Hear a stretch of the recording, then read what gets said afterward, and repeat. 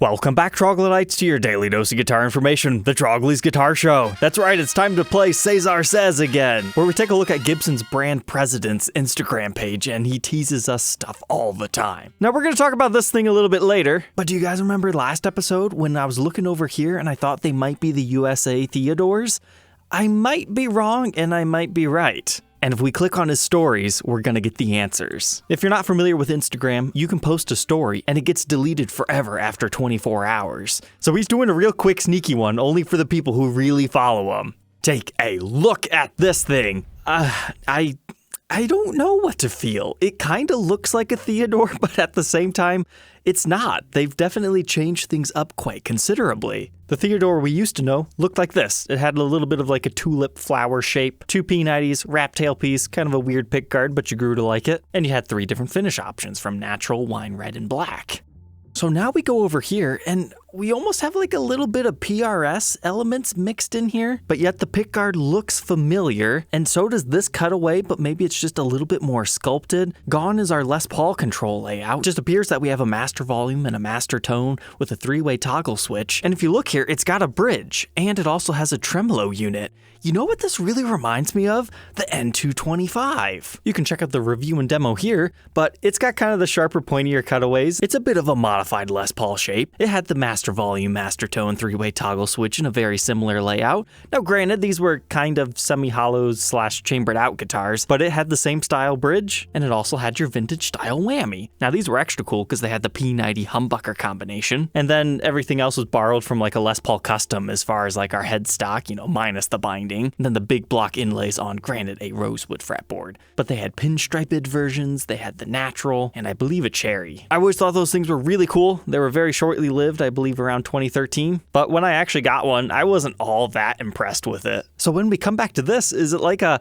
solid body N225 that just has been modified a little bit? This is a completely new shape for Gibson. However, when we get here, all right, it's got the Explorer style headstock and neck. So is this going to be what the USA Theodores become? Because if we skip through his stories, his second one is about the Adam Jones Flying V. We've covered that enough. It's an interesting reverse burst. But then we get this. Okay, if you know Gibson, this is going to really confuse you guys. So, we get confirmation that it's going to be a 2 humbucker variation this time. Now, I can't tell you too much about the pickups here, except for we can guarantee they're not dirty fingers because we don't have the double row of adjustable bowl pieces. However, looking here, that's a Gibson USA style bridge because it has the Allen key adjustment, so you can actually not have to use these thumb wheels that tear up your fingers when they're under full string tension. So that makes me think this might be the Gibson USA.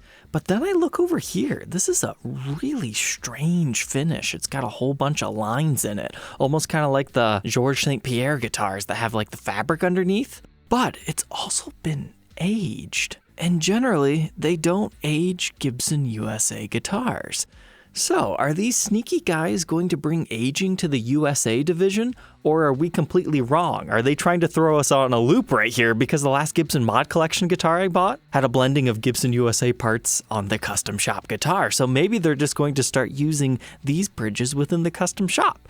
And to be honest, I really like that feature. I've never really used it, but I don't do a whole lot of setup work. But I can see why it would be beneficial, so why not use them in the custom shop when something has a Nashville-style bridge instead of the historically correct ABR1? But now look at this. That looks to be some sort of a bolt that you can take off and actually install a stop bar tailpiece. So if you hate those vintage tremolos, which I'm not a big fan of them, like I love the way they look, but if we go back here, you're actually going to see that's not how they're normally mounted. Normally you have 3 screws underneath it on a metal plate that secures it to the top. We don't have that this time. So I believe whatever this is, it's going to be a convertible because your stop bar tailpiece studs will be exposed once you take this whole unit off. So that's great that you've got the option. But as of right now, this is all we've got.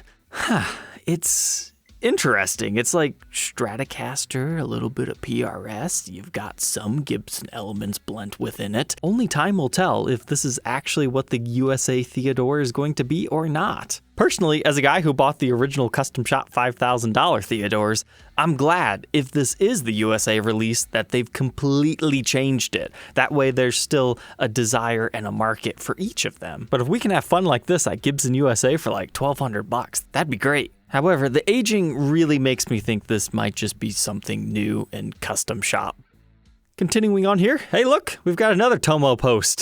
Still hoping for that signature guitar from him. He's definitely deserving of it. But we talked about upcoming signature models last episode and who you thought should get it next. But Mark Morton, one of the founding members of Lamb of God, mysteriously tweeted this photo. It's a Gibson custom emblem. Now maybe he was just feeling saucy one day and wanted to stir up some rumors, but maybe Gibson and Mark are talking here. Lamb of God, very iconic band. It kind of ties in with some of these other ones like Tool that we've been seeing a bunch of signature guitars out of. It's not like he hasn't had signature guitars before with like Jackson right here. You can see a couple of them. But I'd be curious, what would he spec out? I don't know a lot about this guy, but looking at the Jacksons, he kind of looks like he might be a Firebird man. But not just any Firebird, the non-reverse style. Maybe we'll see some sort of like a custom non-reverse Firebird from this guy. Maybe super ultra bound up like this, extra thick than normal. Or maybe he'll just go full on Les Paul. Because I guess you could also say this vaguely resembles a Telecaster.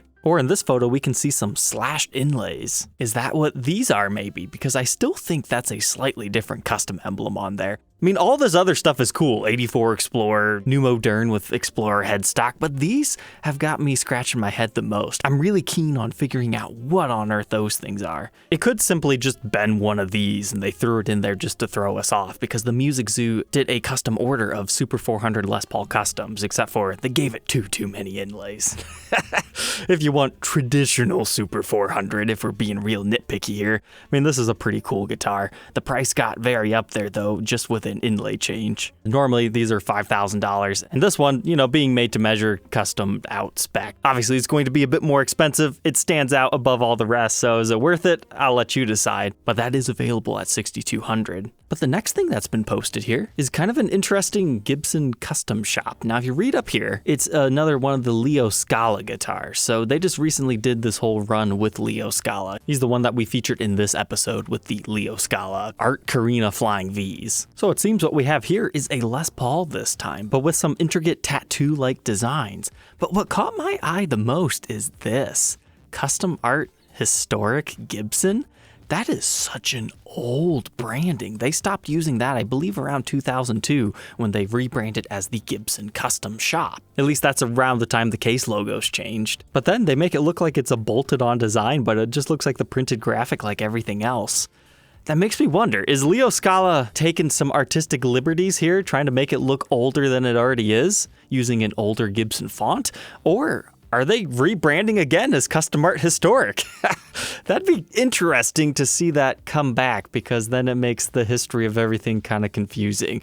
Yeah, after 2002, but don't forget 2022, they rebranded again, you know, that's how that goes. This really reminds me of the Treasure Map Kraken guitar. No, I'm not complimenting it, I'm calling it the Kraken guitar, with your big giant squid guy right here, you know, vintage old map looking. And then you've got your giant harpoon on your fretboard and your Kraken on the headstock. I mean, you look at this and you look at this. You can see the resemblances I'm drawing here, but the double cream pickups really sets this off. It's also been aged. It looks like maybe you can actually still see some maple underneath there. I like the wood grain, but something about this fretboard just doesn't look right at all to me.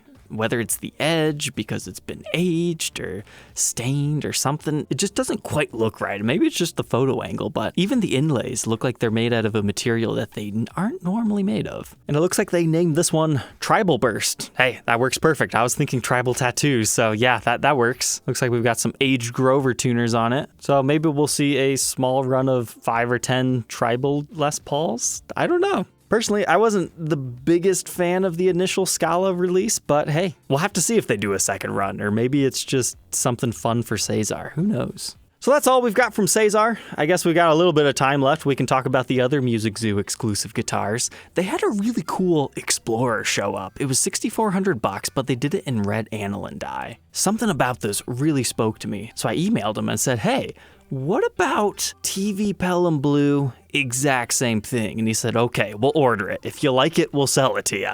But in hindsight, the whole aniline cherry dye would actually be really cool. I also told him to change up a few other specs on it, so we'll have to see what they end up making. It'll probably take a year or so for that to end up coming in, but you just don't see aniline dyed Explorers like ever. So it's kind of like blends some SG elements here. And then you've got your trapezoid inlays on the fretboard. I mean, there are Explorer standards out there with flame tops and stuff that kind of blend Les Paul elements, but I just thought this was unique and fascinating. Man, I should have told him to spec it with P90s too. But I just love the Kluson tuners on Explorers. It screams vintage. We already talked about the Super 400, but I only saw one color show up, so who knows, maybe that cherry one will get listed later on, or it is something completely different.